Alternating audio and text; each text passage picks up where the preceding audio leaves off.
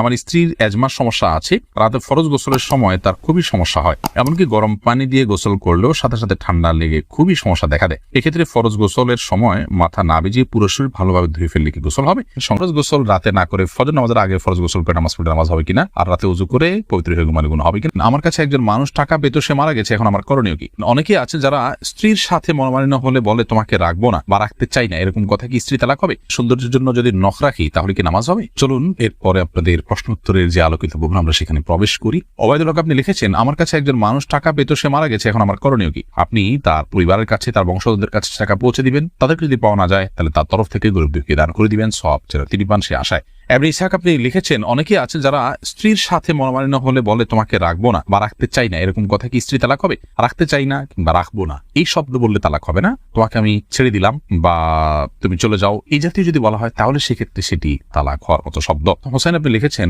আমরা যারা ব্যবসা করি তারা অনেক সময় একই জিনিস ভিন্ন ভিন্ন মানুষের কাছে ভিন্ন ভিন্ন দাম বিক্রি করে দিই, কোনো সমস্যা আছে কিনা? না, এটা একান্ত আপনার ব্যাপার। তবে কারোর প্রতি অবিচার যেন না হয়, প্রতারণা যেন না হয়, মিথ্যা যেন না হয়, সেদিকে খেয়াল রাখতে হবে। এর পরের প্রশ্নটি করেছেন নওশিন আক্তার, আপনি লিখেছেন, রাস্তায় কোনো টাকা পেলে কি করা উচিত? এই বিষয়ে আমাদের একটা ভিডিও আছে, স্বতন্ত্র, এটা শুনে নেবেন। যদি খুব অল্প স্বল্প হয়, সামান্য হয়, এটা আসলে কেউ খুঁজবে না, আপনি জবাব হলে খেতে পারেন বা কোনো গরিবকে দান করে দিবেন। যদি উল্লেখযোগ্য হয়, যেটার মালিক এটাকে খুঁজে বেড়াবে মনে হয়, তাহলে এটা খুঁজে বেড়াতে হবে, বিভিন্নভাবে ঘোষণা দিতে হবে, এবং দিতে দিতে দিতে দিতে যখন নিরুপায় হয়ে যাবেন এবং নিশ্চিত হবেন যে এটার মালিক আর পাওয়া যাচ্ছে না, তাহলে সেক্ষেত্রে কোনো গরিবকে আপনি দান করে দিবেন।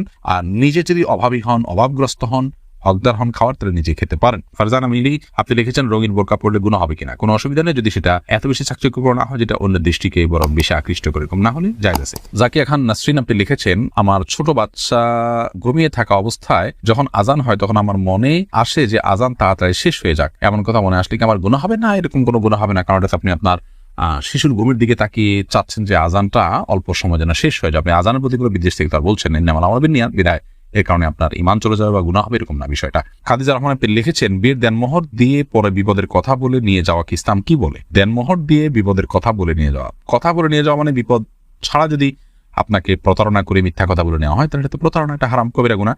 আর যদি সত্যি তার বিপদ হয়ে থাকে এবং সেক্ষেত্রে সে আপনার কাছে চায়, তো শরীয়ত আপনাকে দিতে বাধ্য করেনি। যদি আপনি না দিলে সংসারে অশান্তি হবে এবং বোঝাপড়ার গরমিল হবে এবং সমস্যা তৈরি হবে, সেই জায়গা থেকে বাধ্য হয়ে আপনি দিয়েছেন, তাহলে সিন ক্রিয়েট করেছে তারা, আপনাকে একরকম পরিস্থিতির শিকার করে আপনার থেকে নিয়েছে, এরকম যদি হয় তাহলে সেটা অন্যায় কাজ তারা করেছে। এর জন্য তারা আল্লাহর কাছে জবাবদিহি করতে হবে, বান্দার হক নষ্ট করার কারণে তারা অপরাধী হবে, আপনার তো এখানে আর কোনো দায় থাকছে না। আক্তার লিখেছেন, ফরজ গোসল রাতে না করে ফজর নামাজের আগে ফরজ গোসল করে নামাজ পড়লে নামাজ হবে কিনা, আর রাতে উযু করে পবিত্র হয়ে ঘুমালে গুনাহ হবে কিনা? না, কোনো গুনাহ হবে না, এরকম করা যেতে পারে, তবে ফজর নামাজের আগে আগে গোসল করতে হবে।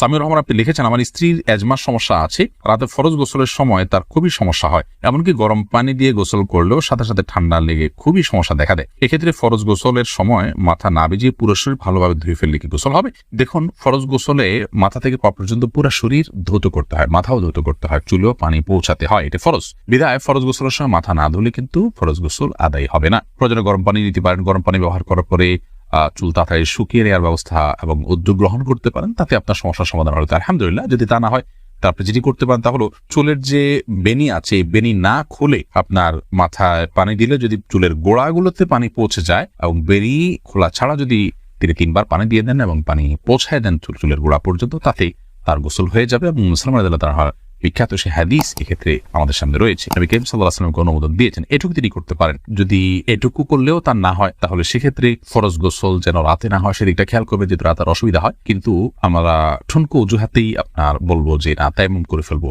এটা উচিত নয়। একবারে নিরুপায় হয়ে গেছেন, ফরজ হয়ে গেছে, এখন গরম পানি করার কোনো ব্যবস্থা নাই, ঠান্ডা পানি দিয়ে করলে চরম বিপদ হতে পারে, তাহলে সেক্ষেত্রে তায়াম্মুম করতে পারেন। এটা নিরুপায় হলে তখন তার জন্য শুধুমাত্র প্রযোজ্য।